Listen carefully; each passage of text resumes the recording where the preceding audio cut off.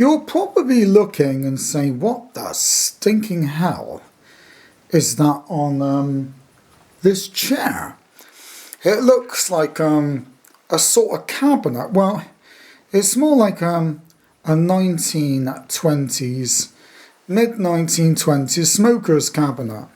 I'm just going to go to the top. It might be a bit difficult if it goes out of focus, so do bear with me. And you think the mystery object. And there's a few terminals on the side. And you think, well, that's funny. A bit darker on this side. I wonder what the hell is that? Somewhere to hang your pipes, maybe. Well, I thought I would just show you what's inside. And it's not a load of pipes.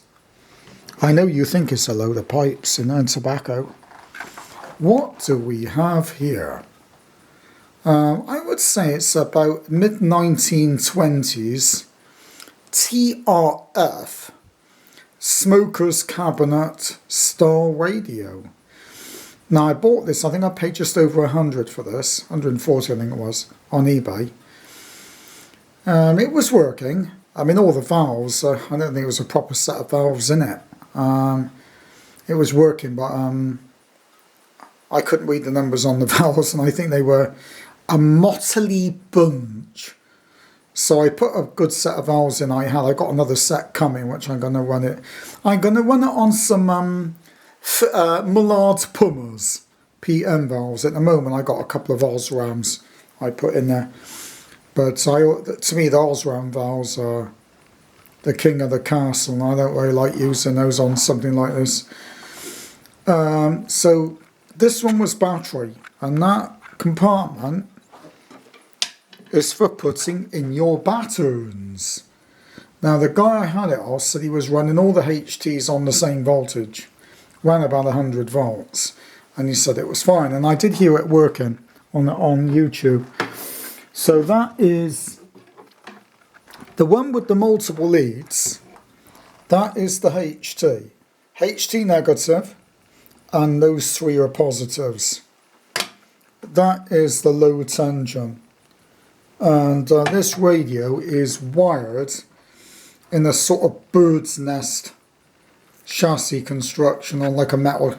It's a wooden breadboard, and it's got a sheet of tin which is nailed all the way round, and it's fitted inside. Never seen it done like that before, but it is a breadboard radio. It's not a chassis. It's only just a breadboard radio. And if we look inside, that wire there is the earth wire. The little hole in the back is where somebody had a battery eliminator in there. It wasn't, even though when I had it these wires were sticking through, that was not made for that. That's so you could fit an Ampli and 2B power pack in there. I've got one of those. But I'm going to order a modern one that somebody makes, fit it inside, and all this is going to be connected up inside here. And I got plenty of room, if I snake the wires properly, to put things in the cabinet as well. This is solid oak, ladies and tablemen. No chipboard, no plywood. This is solid oak. This was not cheap. Certainly the cabinet wasn't. And what does it cover? This is the band switch. It actually is a tapping. It's a tapping control. Well, 300 to 400, it will go down more. 400 to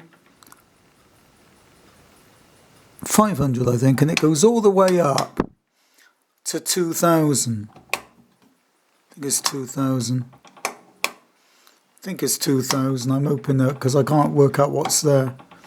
1, 2, 3, 4, 5. 1, 2, 3, 4, 5. So that switch is in the wrong position. 1. So that's 1. 1, 2, 3, 4. 1, 2, 3, 4, 5. So I don't know. It doesn't look as though that's on there right. So we'll have to check it. It's 300 to 200 meters. This is the reaction or as I call it, wection. And you turn that, and what it does inside, I'll show you in a minute, it moves a variometer coil. That is the filament brightness for the output valve. Acts as a rudimentary volume control, very sluggish, not really worth doing. That is on and off. That is the tuning control. There's only one tuning capacitor, because the other one isn't a capacitor, it's a variometer coil. So I would say this is probably 25, 26. I would guess it was about 26. Not too bunty sage. The door opens up, and it was made by a chap called, let's hope it's going to focus, Alec W. House and Sons in York. Now don't ask me. And if I come down here, it's going to be dark, yes. That's the grid bias battery. The guy made that. That's one valve, two valves, three valves. Down here, these transformers are made by Listen. And they're down in that thing. Probably can't see it. So do forgive me if it's a bit dark. If you look in there, you'll see in a minute that moving. Woo-hoo! See that? Yeah, it's a bit jumpy. Yeah, it's a bit jumpy. Yeah, it's just the way that the scan on this camera is. That's the variometer control. And that's the wires going to, and that goes all the way down to that tuning cap. The grid leak and those jubilee capacitors, they may need refilling, because I've absolutely no idea. It doesn't look as though they've been restuffed. Easy enough to do with those. They're just like a little tray filled with wax. Dig them out, heat them up with a heat gun. I think that transformer's original. It's got 3 interval transformers, 2 LFs, and an output. This one's the output. That one, that little bulb holder down there, it's very dark, I know that is a little bulb holder. That's the P2. That's a HL1, and that is a HL. No, those are both HL2s. HL2s, one's by Listen, the other one's Marconi. That's also Marconi, that is a brand new valve, a P2 it's called, that's it, a P2. They go for about 200 quid, those things go for. If it's boxed, it's probably worth about 100 quid. It's brand new. The pins are shiny, I think it was new, the person gave me that with another radio. It was in another radio when I got it. So that's a little bit about the smoker's cabinet. Now, it's funny, I don't know who this company is. Alec W. House and Sons, the Electric Shop, Blake Street, York. 3282 phone number. There you are. So obviously somebody somewhere would know who these people are. And this came as it is. Lots of you can see, it'll take a while to focus, sort of copper wires, tin copper wires, like I think they're nickel.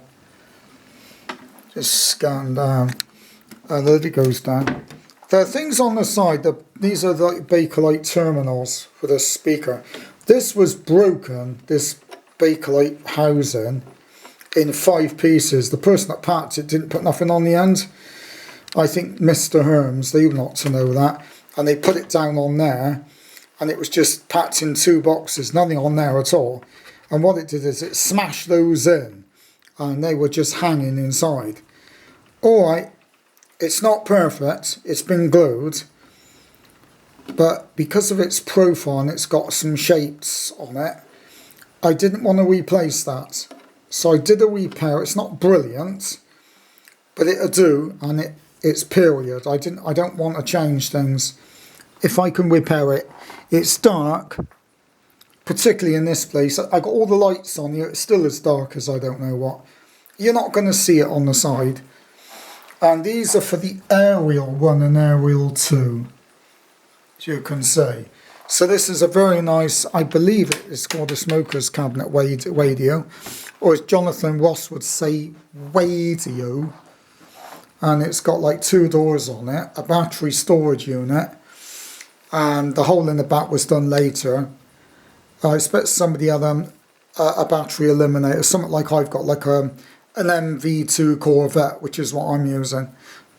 But as I say, I'm getting a new regulated one built for that. In fact, I'm getting 2 built, because I've also got, what do they call it? I've also got an Osram music magnet, or as I call it, music magnet. What is a cow's favourite antique radio? Osram music magnet. I'd say that wasn't even funny, was it? So there you are, this is it. I don't know, most of the parts are Towelson. Some of the parts are Jubileus. So this was made in a workshop in Yorkshire by an electronics company, and I do hope you enjoy the this. It's got a lovely cabinet.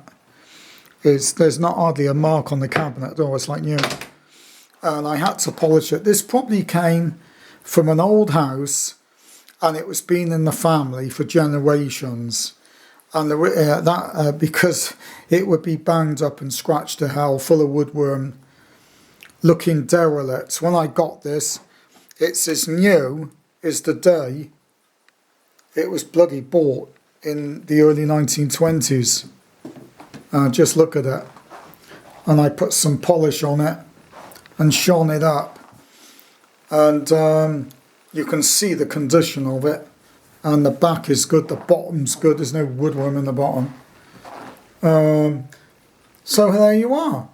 I hope you enjoy, ladies and tablemen. Within the next couple of weeks, I'll have that running with my BTH horn, or as I call it, horn. Goodbye. Goodbye.